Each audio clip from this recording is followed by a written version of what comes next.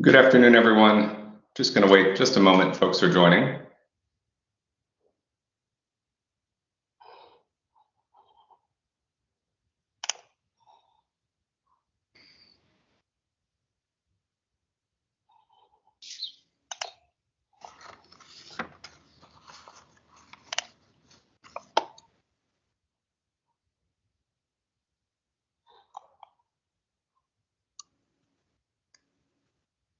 All right. Well, welcome. I'm Ryan Herbst. I'm Chief Strategist at UnifiedCommunications.com. I'd like to welcome you to a special online event focused on accelerating deployment and intelligently managing Teams rooms using Teams Room Premium and our UnifiedCommunications.com partner offering that we call UC Care for Teams Room Premium. I'm joined today by Joe Dalecki, Principal Program Manager and Architect here at Unified Communications, focused on our UC Care for Teams Room Premium offering. And we have a very special guest here for this discussion, David Howell, who's General Manager for Teams Rooms Managed Services at Microsoft. Dave, thanks so much for being here. I wanted to give you an opportunity to introduce yourself and tell us a little bit about what you do at Microsoft. Hi, Ryan. Thank you. And thank you for the invitation to come speak with everyone today. And welcome, everyone. Thank you for coming. Appreciate you spending the time to learn a little bit more about UC's offer and what we're doing in the managed service. So yeah, I'm David Howell. I'm the General Manager for Microsoft Teams Rooms Managed Services, which is bundled into the Microsoft Teams Rooms Premium offer. And that's a managed service that we run on behalf of customers and with partners to help provide really effective Teams Rooms experiences. Wonderful.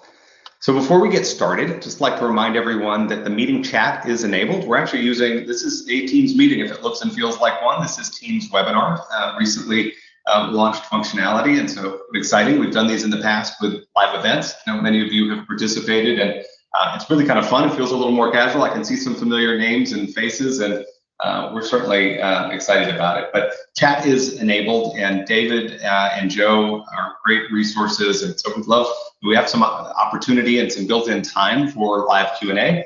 And also we're going to start with some questions and just dive right in. So as many of you plan your return to work and hybrid strategies, your Teams rooms are at the heart of that. We thought it was really timely to have a discussion about Teams Room Premium, and again, the UC Care offering that rides on top of it, because we really see this as the easiest road for customers that want to rapidly deploy and intelligently manage devices. So let's jump in. The first question that I wanted to ask is for you, Dave. For those who are not familiar with it, what is Teams Room Premium, and why did Microsoft decide to build a managed service for rooms? Yeah, great question. Thanks, Ryan. And I am looking forward to the time that we can do one of these webinars where we're both sitting together personally with a Teams room, managed by Teams Room Premium and UC, so that we can actually, be in person. It's felt like it's been too long, Ryan, since I actually saw you in the flesh, and 3D, as people like to say. So yes, why did we get in this space, and what is it? So what it is like, and maybe the best way to describe it is like what the different options are for customers as at a very high level is, Microsoft always ships tools with self-service tools out of the box. We always ship a product, and there's always tools that you can run it on your own. And Teams Rooms is like that too. You can use the Teams admin console, and it's self-service, and you can manage your whole estate. And that's just typical for every product we ship at Microsoft. We do that. In this case, we decided to do something a little different, which is we added a different layer on top, which is, hey, if you don't want to do all that management as well, you can work with Microsoft, and we have a direct motion where Microsoft will run the managed service, and we'll do remote management, we'll do updates, we'll do security analytics, we'll do quite a bit of work for you, but there's still some last mile management you have to do because you're physically present in your organization. But us running a managed service helps you scale and takes a lot of that burden off of your shoulders. And then, of course, the third model we see is when you work with a partner and ourselves, and this is actually our preferred motion, where you're working with a partner and ourselves, and you're basically sitting back and having the service delivered to you. An analogy I use for this sometimes, and it's helpful to think about, is imagine you're playing a baseball game, or you have to go play a professional baseball game. So you can either field your own team, and you put everybody on the field and you've got to play the game. And this is a serious game because you don't want your rooms to go down. You don't want your executives to get upset. You don't want, your end users to be unhappy. You really want to deliver a high quality service. So you've got to play it professionally. So you either try to field your own team and play all the roles professionally, or if you just buy the managed service from us, it's like we give you a great pitcher and we give you an amazing catcher. But you're still having to supply some of the people in the outfield to play the game along with us.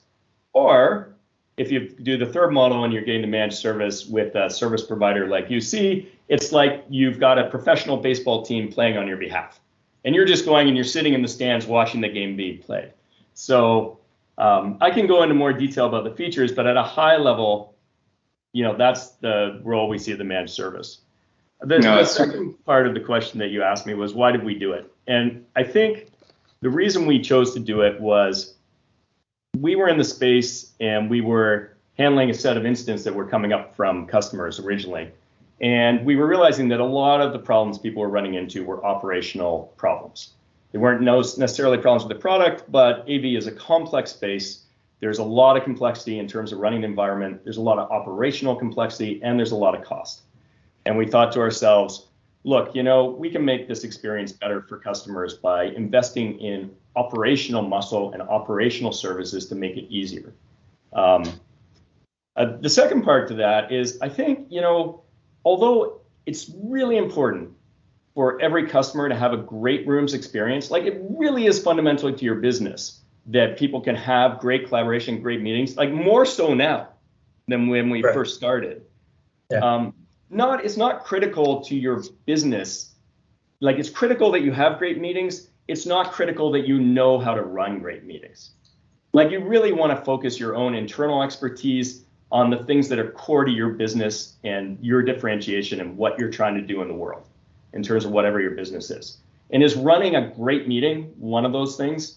With all your manpower? Sure, you need some skin in the game, but do you really have to run through all of it? Well, at the right price point, we think that most customers would choose to and would prefer to just have somebody do it well on their behalf. And there's reasons why we think ourselves and working with our partners can do that just better than a lot of customers can, just because of the scale and the size and other things that we can get into.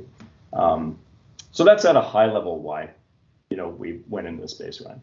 It makes perfect sense, and I think now more than ever, I think is what all of us are seeing is a scenario.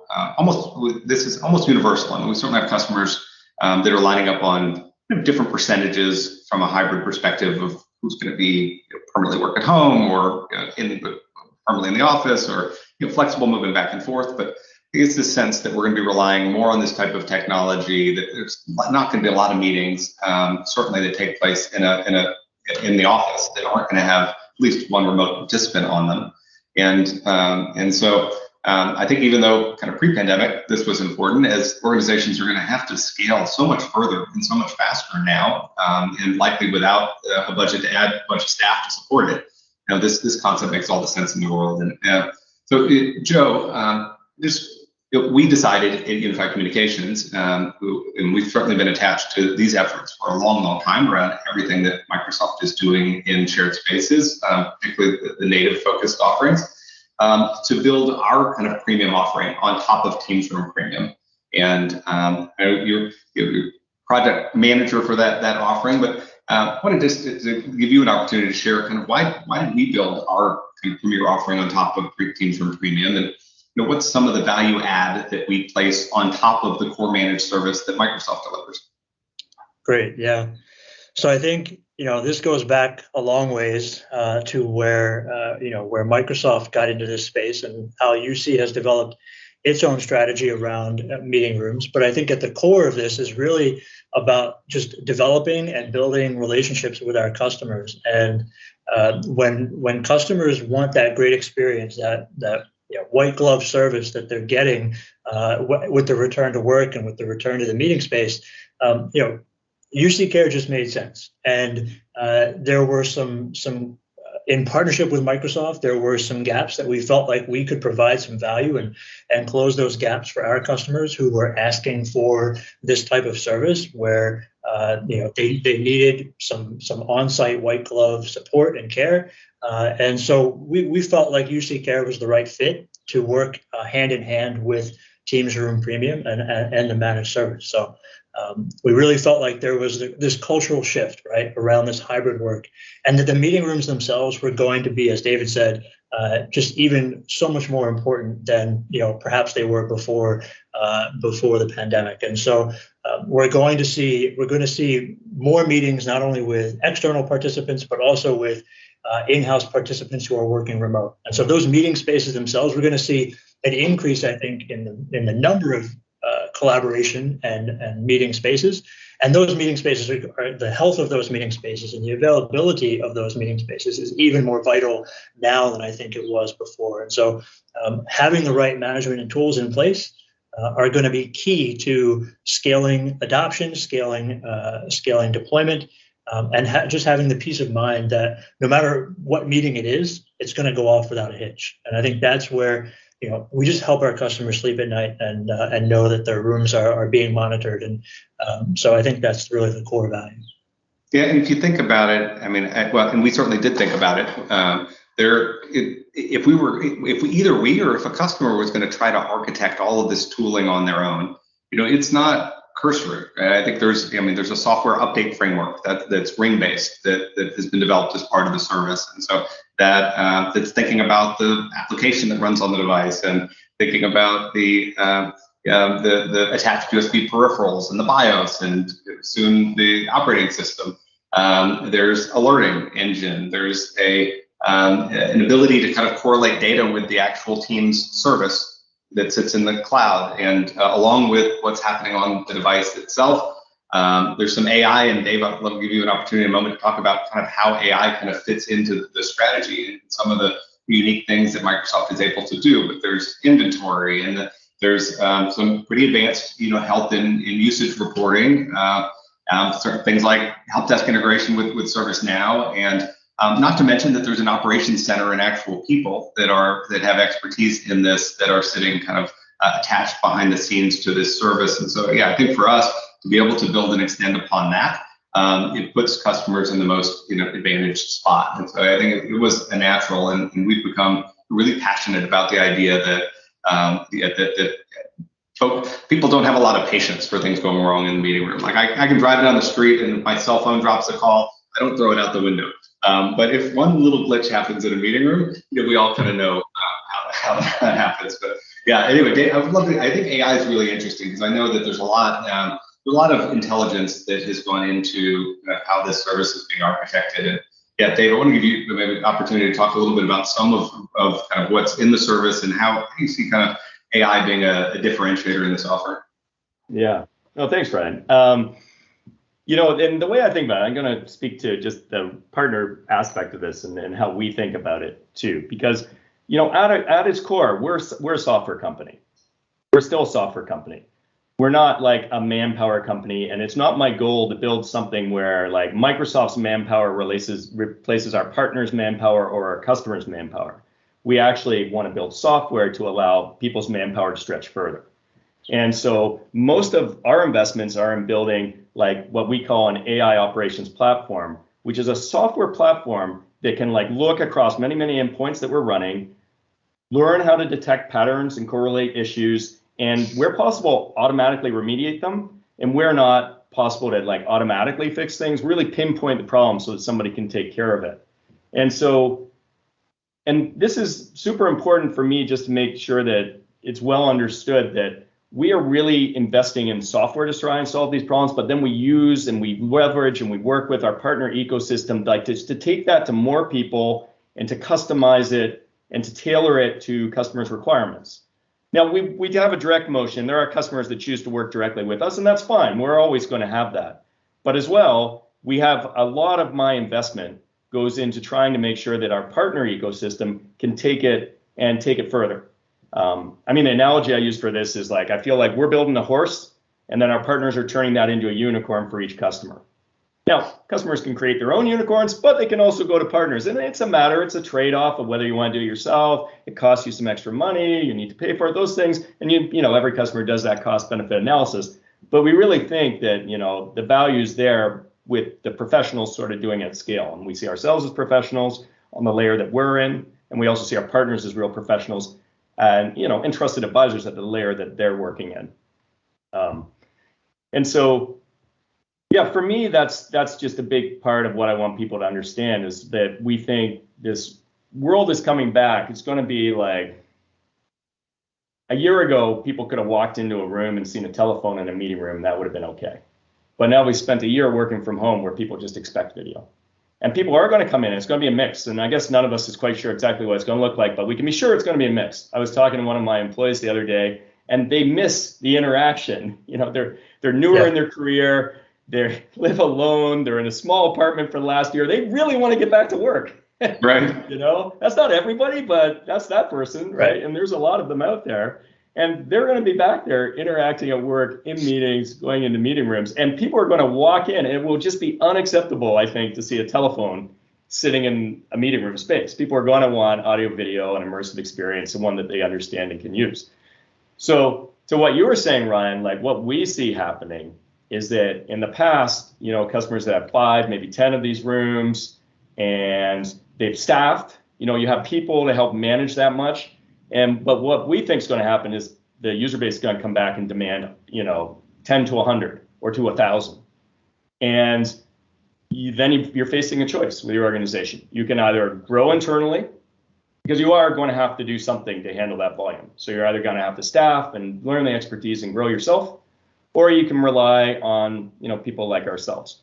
And the big advantage, you asked me about like how I made the point that we are investing primarily in software. The big advantage we have, one of the big advantages we have is it's just the amount of endpoints and the breadth that we have. There's 2 things. It's that, and it's also, we are close with the Teams team. It's, part of Microsoft as well. So there's a pretty tight loop, and we stay in our lane. Like we're really focusing on Teams rooms primarily. And our partners help like stitch that together with other things if customers need that. But in our lane of Teams rooms, we have that relationship with the Teams organization, but as well, we are operating live thousands of endpoints now across hundreds of customers. So we're pretty much seeing everything. Like if it can go wrong, we're seeing it. But any particular customer or even partner is working off of a smaller data set. And so they're seeing just part of the surface area. And so we're seeing it across a lot. And then when we see, common issues tend to emerge, and then we can invest pretty deeply or very deeply in the software to automatically fix those things. And it's not just multiple endpoints, it's multiple environments, because customers have environmental problems too. And they can be very specific to your organization. Like you pushed out a policy that broke all the rooms. You pushed out a time change policy that broke the rooms. You have a network issue in one building that broke the rooms. You had an installation that used like where the installer maybe cabled it wrong and is pinching the cables, and that broke some of the rooms. So there are specific things to your environment, but we're seeing enough environments, we're seeing this diversity. And it really allows us to, I think, save a lot of time for a lot of people, our partners included, which is probably why, you're thinking about that, because we are kind of like the fundamental backstop. Like our partners can go and really focus on the customer's needs and requirements and value-added services, and helping like just close the loop in terms of on-premises support and other things. And at the same time, they have us backstopping them. So if a problem gets really complicated, they come back to us, and like we help with that. We're kind of like the last line of defense is the way I see it. And I think it helps, de-risk some aspects of the partner business as well as de-risking it for customers. Couldn't agree more. Well, yeah. I think to your point, I mean, and also to Ryan's point earlier, I mean, this technology that we're seeing today is moving at light speed, and the changes are happening at a much faster pace. The new features, the new technology, the roadmap is extensive, and the new features are rolling out very frequently, much more frequently than we've ever really seen before. And so that's a struggle, I think, for customers, for organizations to keep up with. and they're going to rely on expertise. And I think that's one of the reasons why, we're working so closely with Microsoft to develop UC Care in partnership with Teams Room Premium, to provide that sort of guidance, that strategy level that will give customers some sense of security around, am I doing the right thing in the right space for my users? The workflow has changed.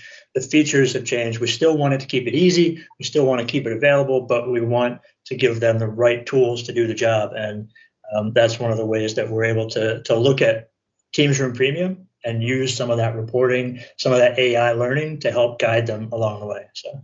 And Joe, I got a really concrete little example that I think speaks directly to the point you're making. So in the service, we have this concept of deployment rings. And customers can establish, we actually give them some default rings. And one default ring is pilot. It's sort of those first couple rooms of yours that you want an update to roll to, just to give you peace of mind. And then it goes on to other rings, the general ring and that type of thing.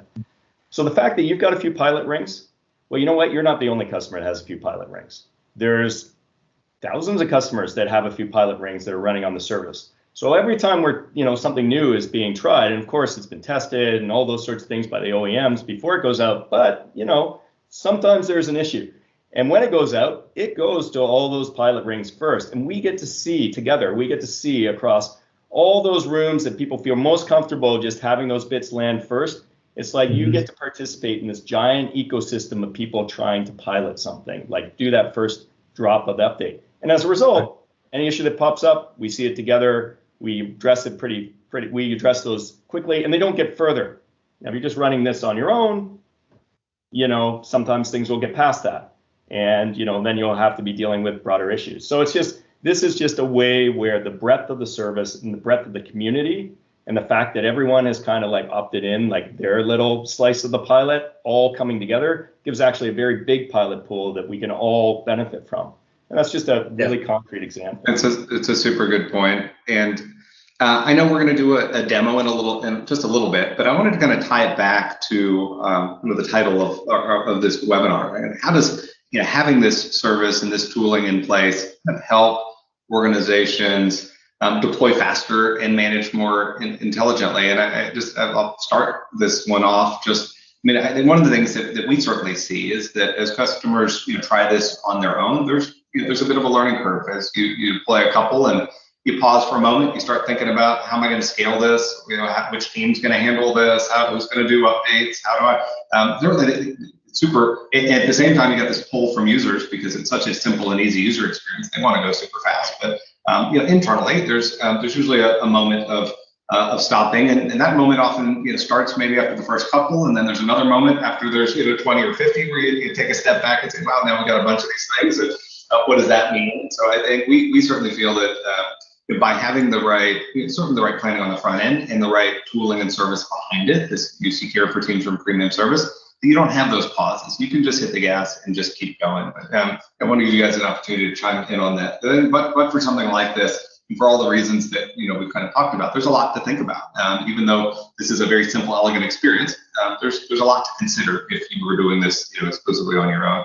And you got to do something. And we'll talk in a moment. I've got an example I wanted to share about just how important it is to have a proactive stance as it relates to managing devices. We just can't.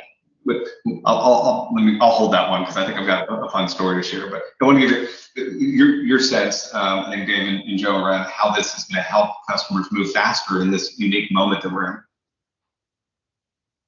in. I can go or you can, Joe. No, go ahead. Yeah. On this topic. Yeah. No, for sure. Go ahead. Like we see. Well, you're absolutely right. There is a change. So a year or so ago, we would have customers like, yeah, well, we're thinking about it, and we're rolling out, and we're kind of going to do time. Now we've got customers because, who's kidding who? Everything, at least in the US, is opening for business in the fall. Kids are likely going back today. You can't predict the unpredictable, but it seems likely kids are going to go back to school in the fall, and people are going to be coming back into work in the fall. And we are now hearing urgency from our customers that is like, okay, we want to roll out 500 rooms, and we want them rolled out in a month. Now, we weren't hearing that before. So right. People are absolutely wanting to go faster. There's no question. And I think that's actually smart on their part, because I wouldn't be surprised to see a little bit of a surge in demand, as the summer progresses. And it might be challenging, right, for some customers who come late to the game to get the ball rolling, to be ready. So there's definitely a real surge happening. The second thing that we know, just looking at our data, is that when people are using the managed service, is that they are deploying at 1.5 to 2 times faster. And that's just because there's a lot built in to kind of like orchestrate the process, make it move faster, script it. And then on top of that, if you've got a partner working with you that has done this multiple times with multiple customers and just kind of knows the playbook, then they can help with the decisions too. I mean, I've had customers that have taken a year of just assessing options. Like they took somebody offline for 12 months to just figure out their strategy. And you can get that stuff just basically almost immediately when you bring a partner in to help you. So definitely it's a real thing. Definitely it's a dynamic that's going on right now. And we actually see material velocity difference when we're working with customers. It's a measurable thing. We measure it. Yeah, I think you mentioned 2 key points that I totally agree with. One was the playbook. Having a playbook dramatically increases your deployment speed and addresses any challenges that your organization might face. We have seen customers accelerate their deployment by creating a playbook or working with us to generate a playbook. And that really helps because you're able to see all of your rooms, sort of the bird's eye view of what your organization needs, and present sort of this overall plan of, okay, what can we get done in the next 3 months? What can we get done in the next 6 months? And it really feels a lot much more manageable when you have that playbook. And so we're seeing this accelerate, and we're seeing a lot of customers that we talk to as well, like you mentioned, this is ramping up. And I think we're at the early stages now. We're definitely seeing this accelerate across the industry where, there's a demand now. People are feeling the crunch, and they're feeling the need to provide this type of technology as they start to plan for return to work. And so, this is a conversation we're having every day around not just what the right technology, but also around, how am I going to manage these at scale, and how fast can I get this done? Typical question is, how fast can I get this done?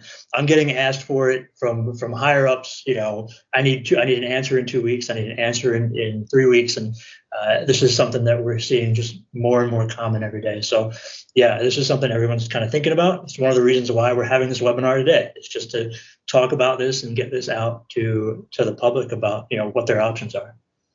Oh, thanks, Joe. Yeah, so I guess I want to share a couple of real world scenarios that have, I think, changed our view. I mean, we certainly have been believers in this managed service and our offering around it, but we had on the other flip side, a lot of customers, they see the simplicity of Teams rooms, the experience is so simple, there's not a lot of single points of failure or a lot to it, and so there's plenty who had deployed just with the idea that let's just put these things out there. They generally are pretty reliable, not necessarily the thinking that they need such a proactive stance. And I think in the past, we had supported that. But I think we're all learning, and certainly at Unified Communications. I'm going to give these 2 examples. So we had a customer recently who has a Teams room inside their CEO's office. They do board meetings in there. The office has a conference area. They painted that office, their facilities team. And when they did, they didn't plug everything back in securely, and so something wasn't working, and didn't have a proactive kind of way to know this. And so it actually, they had another board meeting, and when they went to use the system, things didn't work as expected. And I think that when we thought about that, kind of the failure was not that you can't have that type of thing can happen. It was a failure that we had an impact on a meeting that was totally avoidable, because that facilities work happened days before their board meeting, and if the right tooling and the right service was behind it, immediately it would have generated an alert, and that would have been resolved. And then same week we had another one came from a customer. They deployed over the summer and had great experience. They went in to use a room, and when they went to visit their executives, it will always happen that way. Will always be your executives. They went to, and the camera did turn on, and so we're working through root cause, and literally a reboot kind of cured it. And it was the same type of thing, that they didn't have the right tooling to know, and highly likely that had they had the UC Care for Teams Room Premium service, that camera didn't go offline the moment the executives walked in. That we would have been able to avoid the meeting impact, and likely the service would have self-remediated that without, and it just would have been somewhere in the reporting that there was an issue, it was resolved. And so I think it's definitely making us just, I think, feel differently about the fact that you don't want this from a customer perspective. Like and it's not that Teams rooms, Teams rooms are as reliable as anything out there. And I tell customers this: my TV has to get rebooted sometimes. There's just not a piece of technology out there that's not going to have some occasional need for something.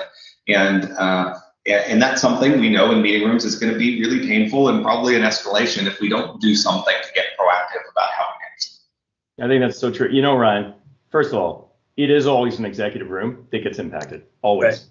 Right. I mean, it's like always. It never happens in the small collaboration Right. or other space, right? No, it's never. Always right. an executive room. Yeah. You're right about that. And I think the second thing is, the main thing we're looking to try and do, all of us, is proactive. I think that's the key word here. Proactive, right? Right. Not be reactive. And if we can be proactive, that means, and ideally the system runs and it's no fuss. Actually, it's funny. I had a different customer who used to tell me, like, the CEO would stop him in the hall and complain about the room systems. And he knew he finally had success when he no longer got stopped in the hall anymore. Right? Because there wasn't a reason for complaining anymore, because everything was just working. And I think the proactiveness is a huge part of it. So when you go and you buy like UC Care, you're looking for the proactive monitoring. You're looking for the proactive updates. You're looking for the proactive alerting. I mean, if we can keep these systems up to date and maintained, and detect issues automatically, like within minutes, which is what we do. Like it's under 5 minutes, we'll detect an issue that is if something goes offline or something's broken or something's not behaving properly, and then get them either automatically fixed or get somebody to fix them before it impacts a meeting. It's a huge thing, and it's just a different posture. And as the volume of them grows, the volume of incidents and volumes of issues that you're going to have to handle either reactively or proactively is going to grow, with that. So when you had 10 rooms, okay, maybe you could run people around, or like we have had customers that would go in and they literally would walk the building every morning at 7:30 to make sure everything was working before the exec, like this was an exec building, but before the execs came in, they would walk the building, check the rooms, check the machines, make sure everything worked. You don't have to do that, with this sort of service. And that's actually saving people time and real money, not to mention headache. And when you had 10 rooms, maybe you could do that. If you've got 1,000 rooms, it's going to be a lot tougher. Right. I agree. Yeah. No, I think Ryan, your point was great about the technology, preventing the technology hiccups that they could certainly go wrong even with the TV, like you said. But we're also seeing this service assists with protecting companies from their users as well, like you said. The room got repainted. These types of things happen, and it drives to the larger point about how we protect customers and organizations from not only the technology hiccups that we can predict and proactively support, but also from their users and their tendency to try new things and try to see what's possible. So, right. The last question, because before we do a demo, and I know, Joe Dalecki, you've got a short 10-minute demo teed up for us so that you kind of see what the interface looks like to the premium service. But last question. Yeah, if there are quite a few tools that are out there that the OEM manufacturers of Teams rooms create, and so I know we often get the customer question: do I need this Teams room premium service if I have the OEM management tool for my Teams rooms? And so, Dave, I'm going to let you kind of chime in. Yeah. I think those guys are the same as Microsoft. Every time you build a product, you want to have like some sort of self-service tool for it, right? And our core business is management. Like we're in the management security division at Microsoft. We're about management. That's what we do for a living. Your core business, Ryan, UC, is about management, and so that's one thing. So I do think like it's understandable, makes sense. They're going to have tool set. we also will leverage those tool sets, and we have good relationships with all these partners. I mean, they're strong partners for us. And what we want to try and do is make sure that when a customer invests in something like Microsoft Teams Rooms Premium or the offer from UC, the UC Care built upon it, that they're not, we can incorporate these management tools in where it makes sense, where it provides additional value. We want to be able to incorporate those in. So that is sort of like, that's kind of our mindset about it. We want to work with this ecosystem. They do have differentiated value that is complementary to ours.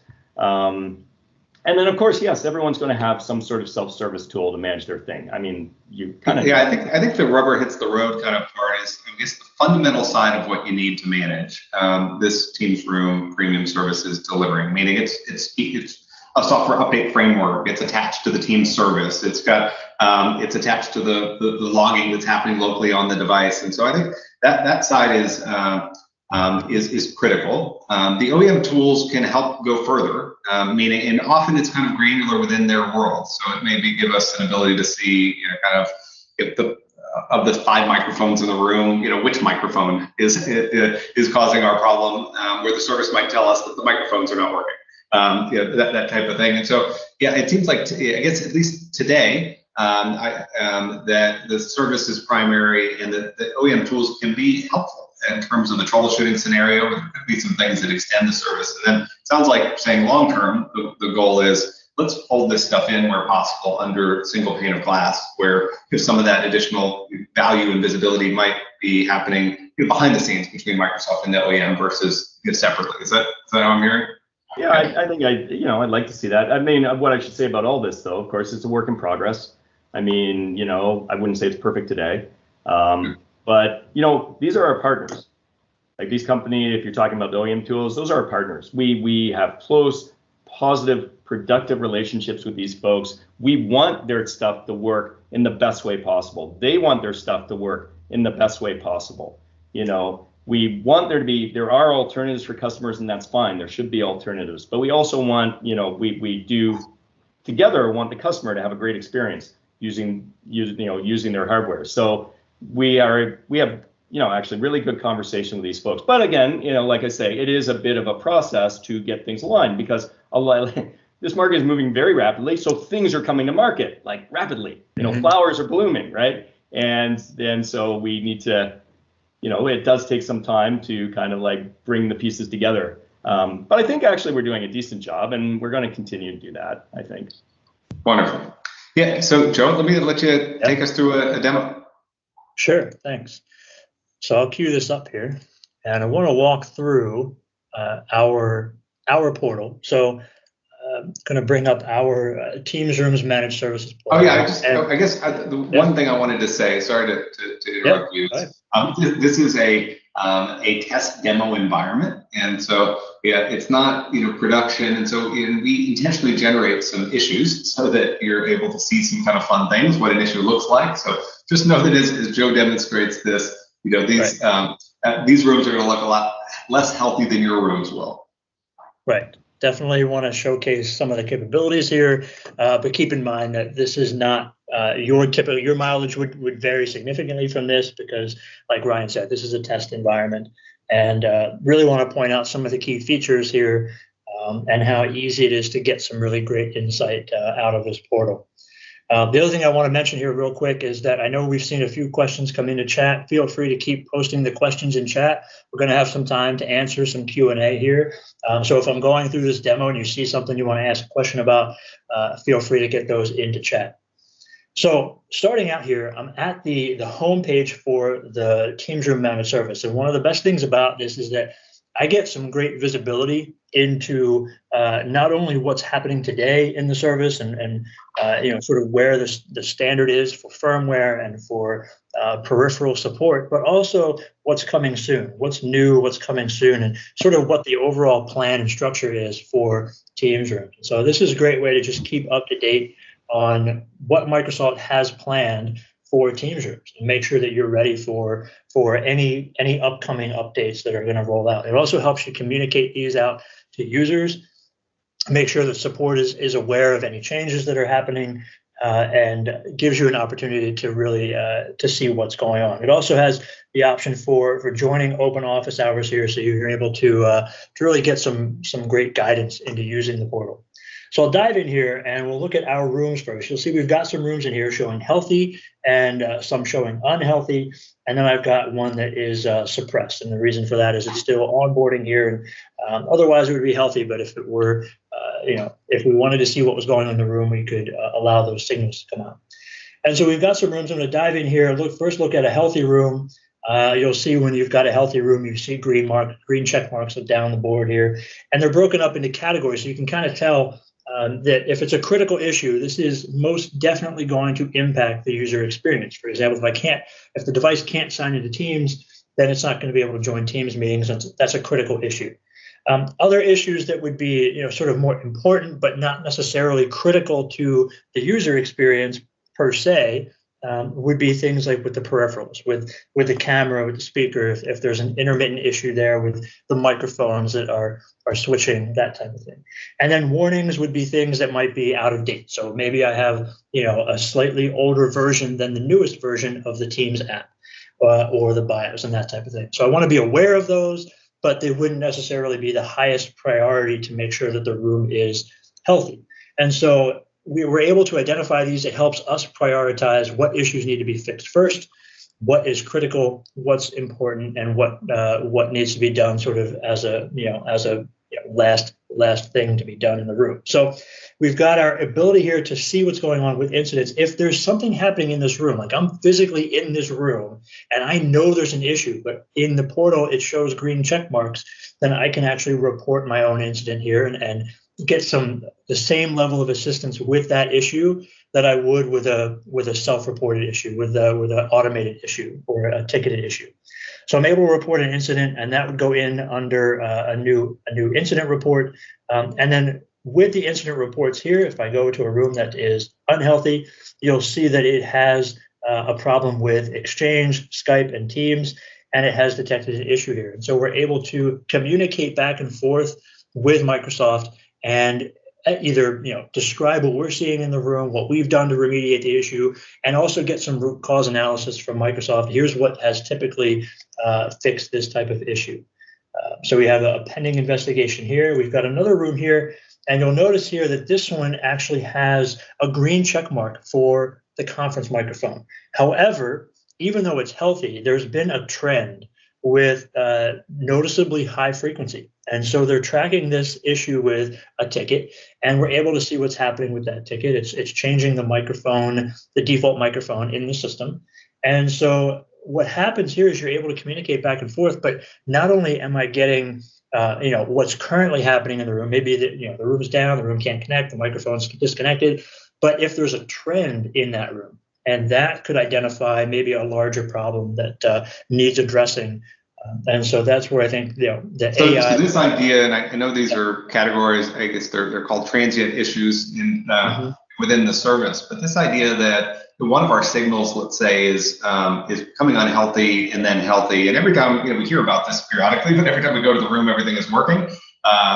That idea of being able to take all of those isolated, could only be a moment or two issues, either in that room or across multiple rooms, correlate those as one single ticket and track them, is unique. I think that's part of the AI side of this service that we're talking about. So yeah, seeing an example of that here. Yeah, it's sort of like doing some temporal analysis over time here. And the nice thing about this is the nature of these rooms is such that you get issues like this. I mean, the issues they'll be like phantoms, they'll appear and they'll disappear, and they'll appear and they'll disappear, and nobody can quite never when you're standing in the room. Yeah, really. And so, but we're watching these rooms all the time. We have the software and we have the know-how to be able to build basically the intelligence to try and nail these things down. I think this is a huge advantage. And like you say, Ryan, it's kind of new because I don't think anyone's really ever done this before so much, or applied like as much software and data to trying to solve the management problem across an ecosystem. And it's kind of nice because we are focusing on Teams rooms. We're not trying to manage like everything here. So we're trying to manage Teams rooms. And even though they're complicated and complicated in the small, you get enough of them and you watch them long enough, then you can start getting really good at figuring out how to like tune them. And this, by the way, isn't any fault of the software or anything like that. A lot of these things can be environmental. Like that microphone, that speaker, it could be a cable issue. It could be something faulty just with that device, right? Mm-hmm. So, yeah, hunting the gremlins down is a big thing here, and we're continuing to invest in this. Well, it's almost like an automated AI. No pressure, but just a little time check. So I guess we're 11 minutes. 11 minutes out. Yeah.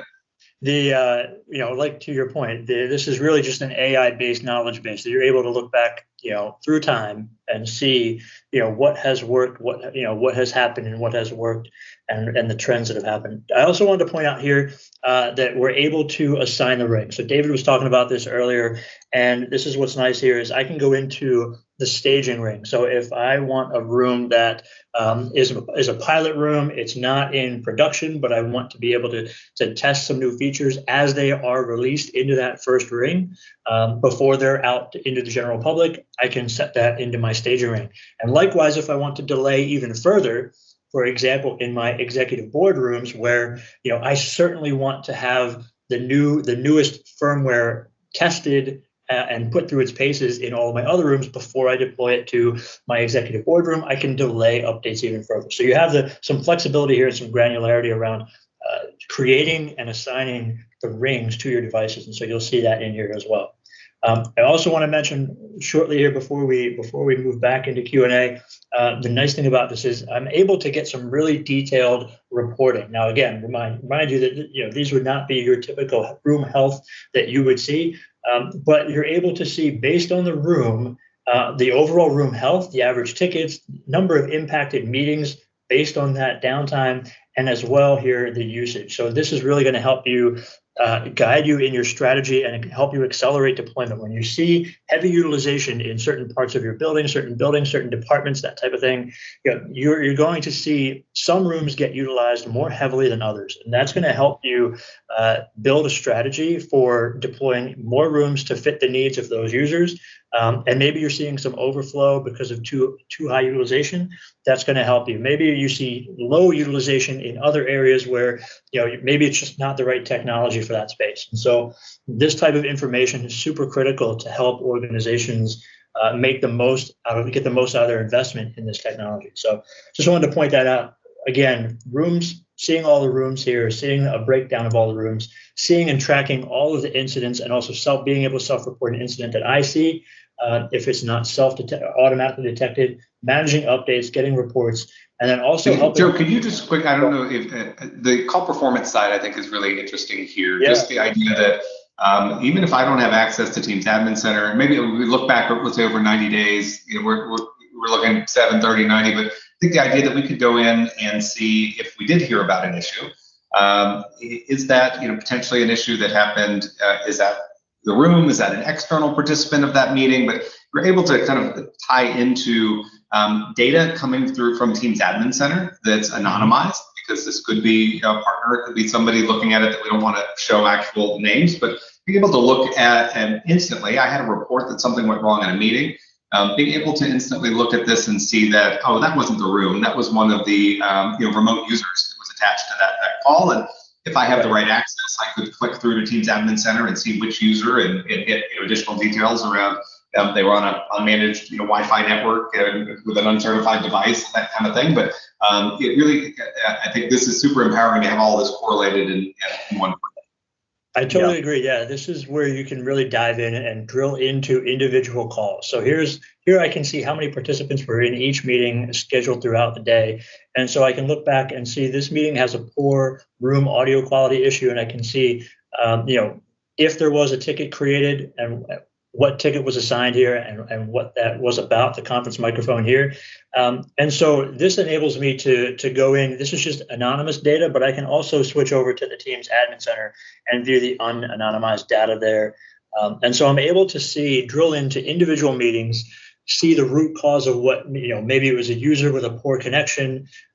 Maybe it was the room equipment itself.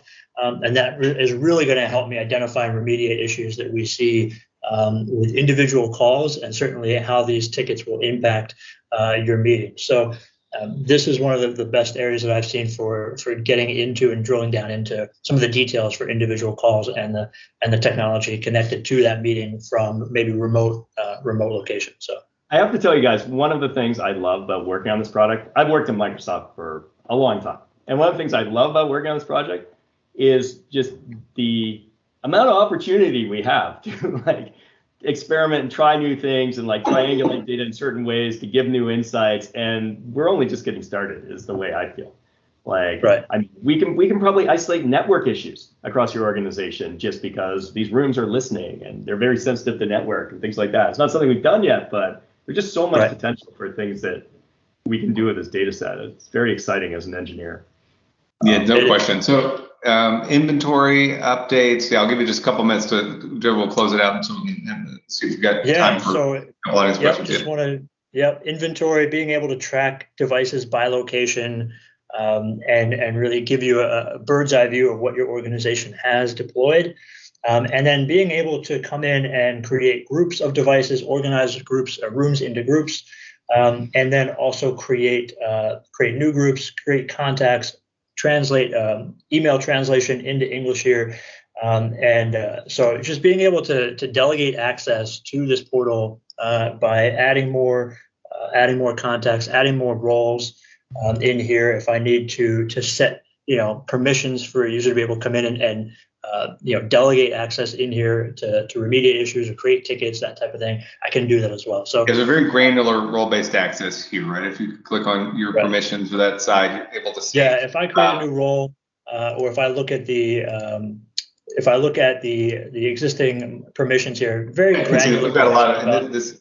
I think for a lot of organizations, having this kind of separate ability to granularly assign this roles specifically within the service is valuable. So yeah, I know we're just scratching the surface around kind of sharing capabilities here. I know one of the things that we are offering to folks that are participating in this webinar, if you'd like to have a strategy session with us led by one of our strategists, and we go kind of deeper, we'll do a deeper dive demonstration, more of a personalized demonstration.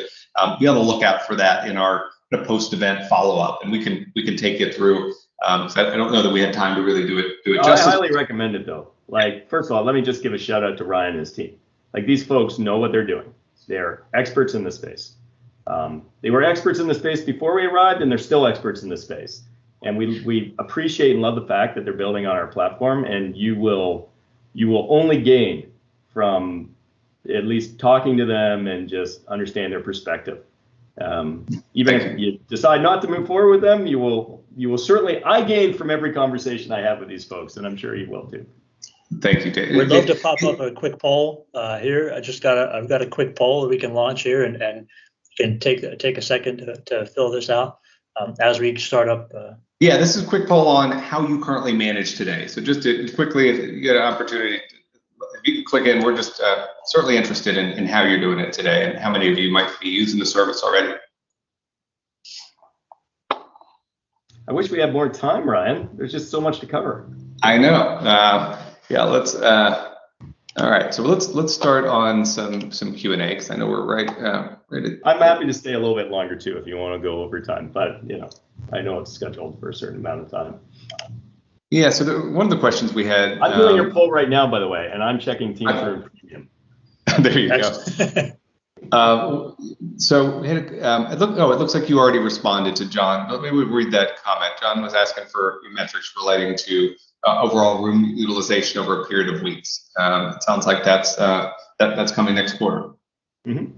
Yep, coming very soon.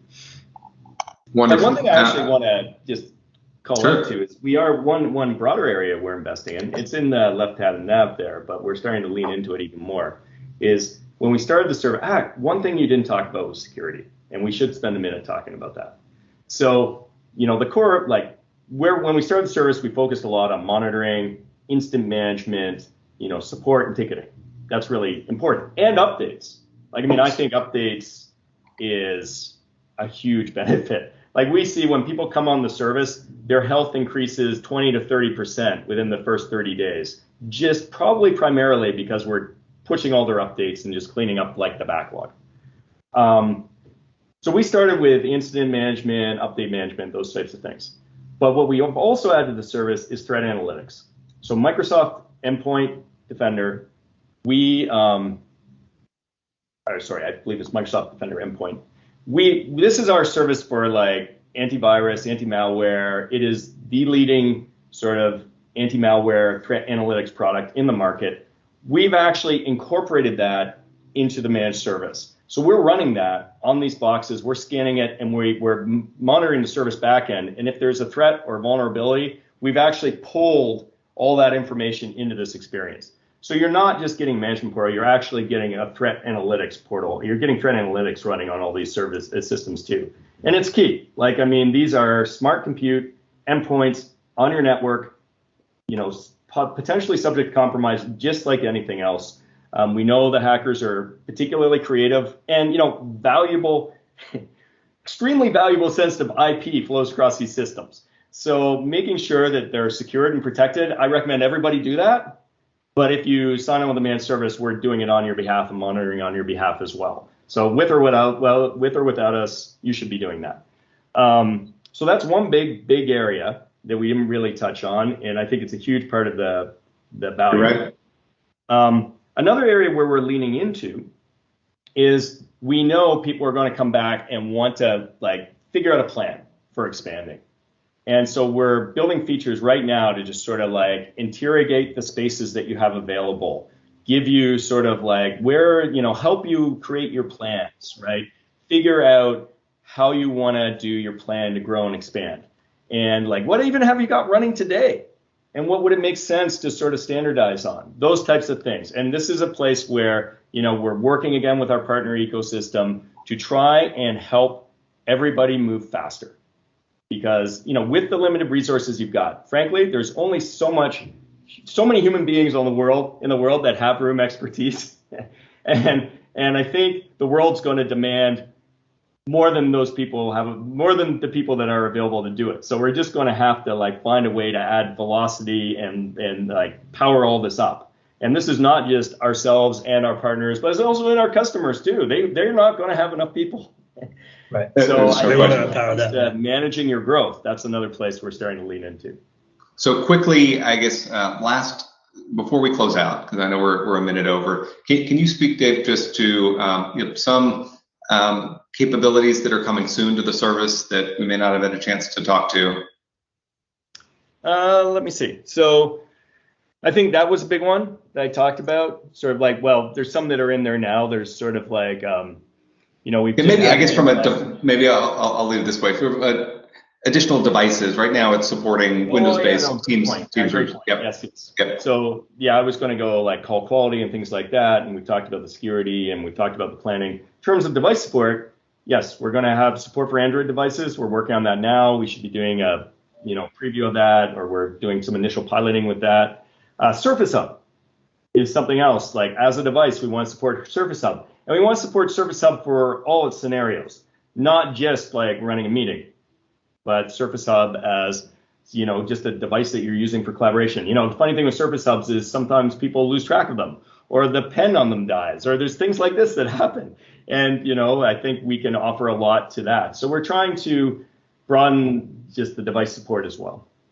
That's awesome. And I know we're 2 minutes over, and certainly want to be respectful of everybody's time. But we could go on. We could easily use another hour, and this has been a lot of fun. I just want a big thank you, Dave, for joining us, Joe, and all the folks that went into putting this together. And again, for those of you watching either live or on demand, you will see a link to be able to sign up for a strategy session with one of our architects to talk about device management. This is just going to be key to your long-term success and ability to move quickly. And I just want to underscore what Dave said earlier around there's a lot of reasons that the summer is going to,